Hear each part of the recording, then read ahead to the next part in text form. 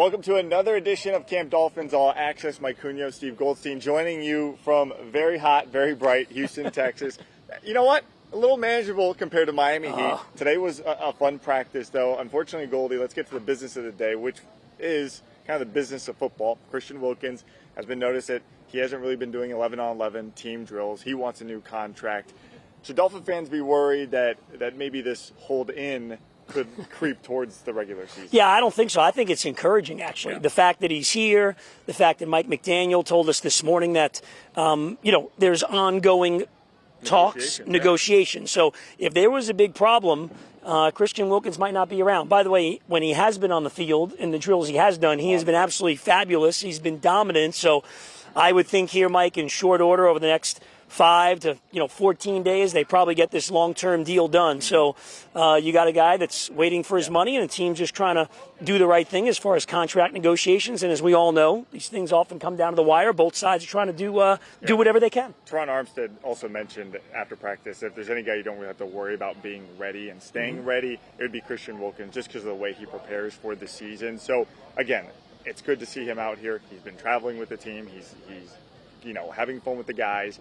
Sometimes business ends up creeping into this, and it is what it is. All right, Goldie, I know you want to talk about the offense today. Saw a couple of interceptions from Tua. But overall, the way it's coming together, it's been a little bumpy, it seems like, at times. Do you think that's a sign it's growing? Operationally, is it issues? Or are they experimenting with it? Well, you mentioned Teron Armstead making some comments, and he met with the media, and he said this was the first day in a while that he really felt like it was in sync. It's been, a little bit disjointed. They're trying to do some things. They've got some new players. And it's a very detail-oriented, intricate offense. The other thing is, here in year 2, as if you didn't see enough, the Dolphins led the league in motion before the snap last year, scored a ton of points. The ball was flying all over the place.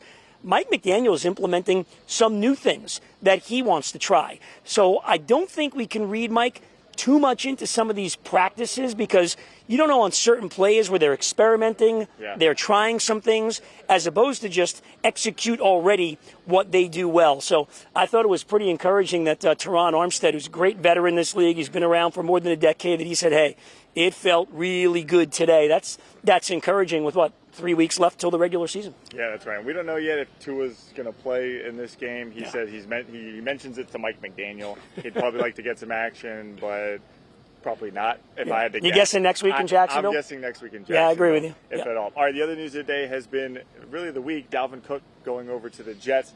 A, are you worried even more about the Jets than maybe you could have been with the addition of Aaron Rodgers? And B, it sounds like the Dolphins really are happy with this running back group. Can I go with C, both of the above? Yes. Because I think you hit it right on the head. Yeah. I think, the Jets load up a little bit more. Yeah, sure. Breece Hall came off the PUP list. They've got a lot of talent there. They've added that quarterback. I forget his name. Rodgers. But, yeah, you look at the Jets, and they're certainly formidable. I think it's a positive for the Dolphins. I think the way this offense is so detail-oriented and all the intricacies of it, you need guys that have experience in it. And Raheem Mostert and Jeff Wilson were both in San Francisco. They've both now been here for a year. And I think as important as anything, Mike, and I don't know if I'm overselling because I like the guy so much, but I think Devon Achane, as this season goes on, is going to play a bigger and bigger role. Yeah. And I think it's one thing for coaches to kind of tell guys stuff. It's another thing when guys in your room, teammates, are telling you. And I think Mostert and Wilson, basically, I look at them kind of an extension of the offensive coaching staff, and they're able to help Achane in understanding the intricacies of this offense. I kind of think it's a positive that it's over and done with. Yeah. But certainly, Dalvin Cook is a great player and makes the Jets more dangerous. I think the real highlight today was, though, Mike, and you pointed it out to me, Roger Clemens was here at practice, and at one point, I saw Clemens walking through the end zone over here in this field, and Dan Marino was behind him. And I'm flashing back to growing up and saying, there's Roger Clemens and Dan Marino. It's funny you mentioned that, because I went, who has the stronger arm of those two? That was a real thought when that happened. Now, you mean back then or right now? Back then. I'm not, right That's now, maybe a little sore.